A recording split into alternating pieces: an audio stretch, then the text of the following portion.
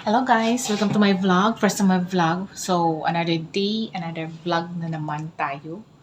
So, ang i-upload ko ngayon na video ay update dito sa buong bahay ni Mother Dear. So, mag-umpisa tayo sa aking room. Diba? So, ang update dito sa aming room guys is napalitan ko na ng wood cabinet ang daddy kong dresser bag dahil ang aking dresser bag ay nasira na talaga siya. Hindi na talaga siya mapakinabangan. Kasi ang dresser bag kasi pag madami ang iyong nilagay na mga damit is hindi siya strong ang kanyang bridging. Ganon. So, yung klase na dresser bag na yun is good for pang light lang talaga siya or mga konti lang talaga ang iyong mga damit na ilagay. So, ipakita ko sa inyo kung ano na nangyari sa aming dresser bag. Kasi nung previous ko na video ay itinapon ko siya. So, itinapon ko siya guys. Nilagay ko na siya doon sa aming waste garbage. Ang aking mother is kinuha niya guys at ni-recycle niya. So ginawa niya ng ganito, o diba? As you can see, meron pang isa. Meron pang isa, dalawa yan, isa at saka dalawa. So, ang nangyari dito is nilagyan ni Mother Dear ng tie wire. Ayan. Ito yung tie wire na to. Nilagyan niya ng tie wire para at least solid siya ng konti. Solid naman siya. At saka, 3 ang nagawa niya. So, ito yung pangatlo. Ayan. So, yan. Parang, sabi kasi ng mother ko is, panglagyan daw yan ng mga shoe rack, sabi niya. Diba? Tapos, so, ayan. Yung isa is, parang nilagyan niya ng binalot niya para at least para siyang box. Ganon. So, dito naman na part, i-open ko ito dito. As you can see.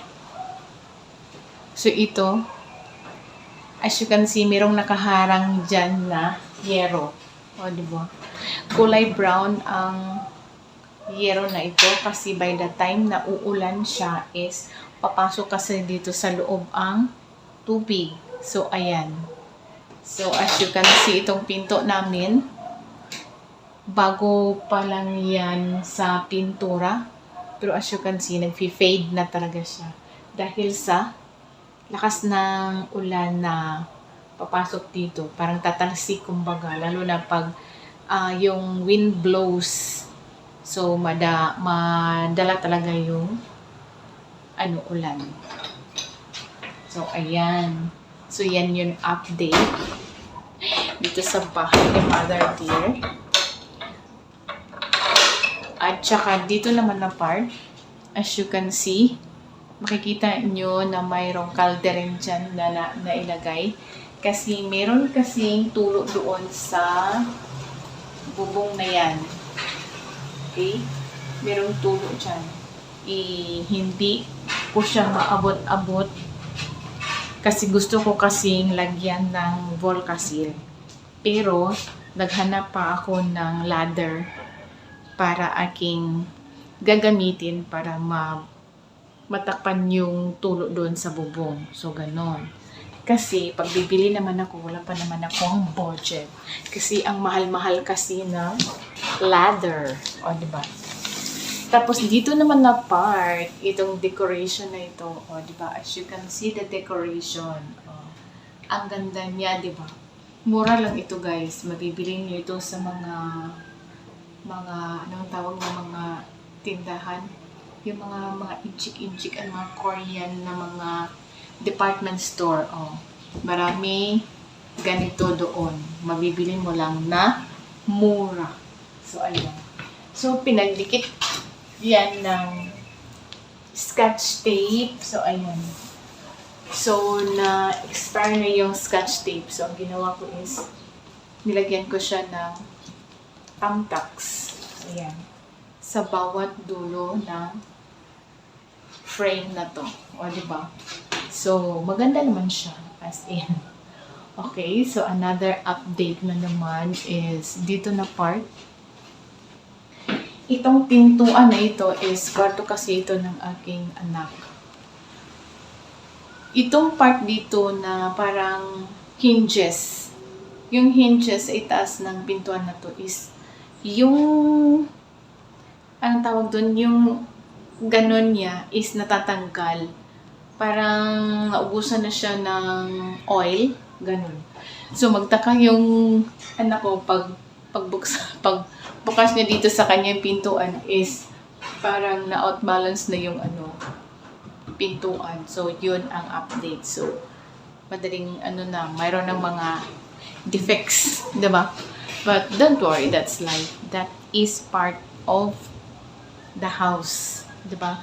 Kaya nga i-maintain ang cleanliness and orderliness dito sa bahay para at least iwas sa mga sira, 'di ba? So dito naman na part, balik tayo sa aking kwarto, chart. As you can see, ganun pa rin ang itsura ng aking switch dito sa ilaw ng aking kwarto, which is nakadikit pa rin dito kasi kailangan pa talaga itong lagyan ng walling. Parang i-double wall talaga siya. So, ayun. So, as you can see, ang daming mga nilagay na mga gamit dyan sa ibabaw ng aking cabinet. But in fairness, I love this cabinet. O, diba? Kasi, malinis talaga siyang tingnan. At saka, nagdiklat na rin ako sa aking mga gamit. Yung iba is binigay ko na para at least yung mga gamit ko lang talaga na mga damit ko ang nakalagay dyan sa loob. At saka ito naman ang box na to, Dura box na to is mga gamit din yan ng aking mother. So as you can see, so ayan. Meron pa rin nakahanger dyan sa C4 lens na yan na nakadikit dyan sa bubong ng aming yero. Ginawa na lang namin siya na hanger. Hangiranan ng mga damit. O, diba? O, double purpose siya, diba? So, as you can see naman dito sa aking higaan, o, diba? So, malinis na siya. So, ayan. Ayan. So, ayan.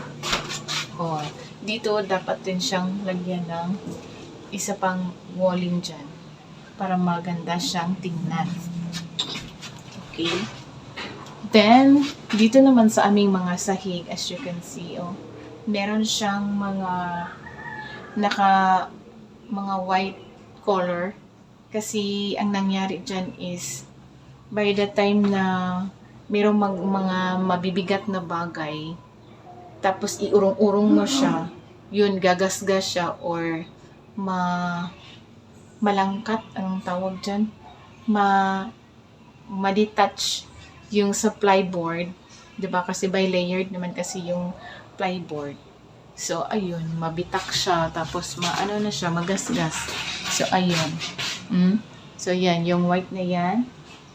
Okay, dito banda sa aking pintuan ng aking kwarto, tapos dito rin sa dadaanan galing sa hagdanan. Tapos dito sa gitna. Yan. Marami na siya, 'di ba? So, ayan. Saka dito rin. So, kami dito sa bahay is careful lang talaga kami. Kasi gusto pa namin kasi ang space dito sa bahay is amin pa talagang mapakinabangan. O, diba? O, diba? Ang lakas ng hangin. Tapos, meron kayong narinig. O, diba? Kasi, yung part na yan, o, diba? Nakikita nyo na mayroong flashing sunlight. Yan. Kasi nakatiwangwang na kasi yan. Wala na yung pako. Natanggal na yan sa pako. So, by the time na magwawalis ako dito sa bahay, so, dyan ko siya lalaglag yung aking mga waste na alikabok. instead na magagamit ako ng dustpan, so hindi nila ako gagamit ng dustpan kasi dyan ko na lang siya itapon, diretso na sa baba. Diba? So, less effort na ang aking ginagawa. Tsaka doon din na part, as you can see, ang dami pang mga junk dyan na nakalagay. Tingnan natin. So, ayan ang aking maleta, nakahigang aking maleta. Doon yan banda nilagay, pero meron kasi akong kinuha dyan kanina, importanteng paper. So, hindi ko pa naibalik sa kanyang paglalagyan. So, ayan. So, ang dami pa rin mga kalat dyan. So, hinayaan ko lang muna na dyan ko muna nilagay ang extra na mga cartoon kasi by the time nagagamit ako pag meron pang another renovation dito sa bahay, yun kasi ang gagamitin ko. Kasi mahirap kaya maghanap ngayon ng empty cartoons. Diba? So, ayan. So, dito, naka-arrange na siya properly. Diba? Naka-arrange na siya properly. So, ito rin dito, as usual, ang daming mga nilagay na. Ito pa rin, hindi ko siya maitapon-tapon kasi alam mo na it's sacred, parang gano'n. So, hayaan ko na lang yan siya dyan. Okay? So, ito ring part na to, ito yung aming plato ng aming signal, satellite, kumbaga. By the time na magpakabit ng cable para sa connection doon sa aming TV, so hindi pa siya na gawan ng paraan. So, hindi pa namin siya nagamit. So, hahayaan na lang muna namin ito dito. Mahirap naman kung ibigay namin ito. Ang mahal-mahal kaya nito, ang presyo nito. Dati, package na siya na ready to operate na talaga doon sa cable TV is 4,800. Di ba? Pero ngayon daw is murang-mura na lang daw. Pero hindi namin makompensate yung pag itapon namin siya, di ba? Sayang naman.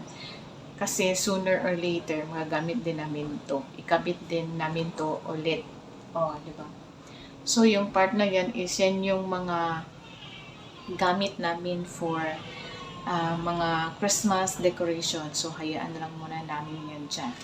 At saka dito naman sa aming railings, diba? Ito yung mga damit na by the time kasi, anytime na maliligo kasi ako, palagi kasi akong naglagay ng tawag dito, hairdo dito sa aking buhok. At saka usually, ang ginagamit ko is mga damit. So, ito yung aking mga used na mga damit. Basa siya galing sa pagtakip ko sa aking buhok, sa aking ulo. Diba? So, dito ko siya isasampay. At saka ito naman ang aking jacket. Dito ko rin siya isasampay. Kasi nabasa kasi yan. Kasi umalis ako. Tapos naulanan. So, ito yung ginagamit ko. So, sinampay ko naman siya dito. Kasi doon sa baba is punong-puno na kasi ang aming mga sampayan doon sa aming terrace. So, ayan. Tsaka ito din ang aking pants. Basa din kasi ito dito pa sa dulo. Diba? Pero used. Used na to ng mga labahin din kasi ito. So, lalo naman ito. Diba? Ang aming towel. As you can see, ang aming towel ay butas na. As long as mapakinabangan pa siya, so, gamitin talaga namin. So, ganon.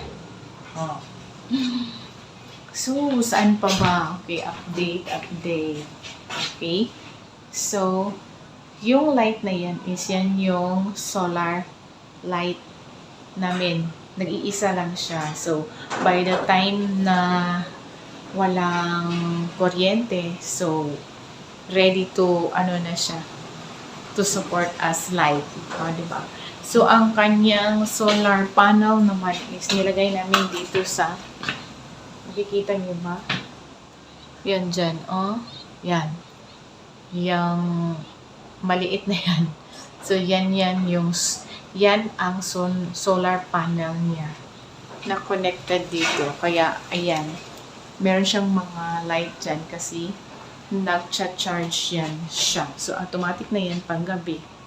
Iilaw siya dito sa itaas. So, hindi na kami magpa-overnight ng ilaw na galing sa kuryente dito sa bahay.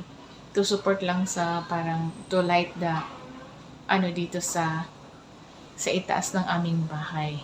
'Di ba? Para hindi naman matakot ang matutulog dito sa itaas. So, ayun. So, yun ang update dito sa itaas ng bahay ni Mother Dear kung ano na ang kanyang itsura. So, yun lang muna ang mga defects sa ngayon. Charot lang. Wag naman sana, diba? So, that's all for today's video, guys. Thank you for watching. Bye!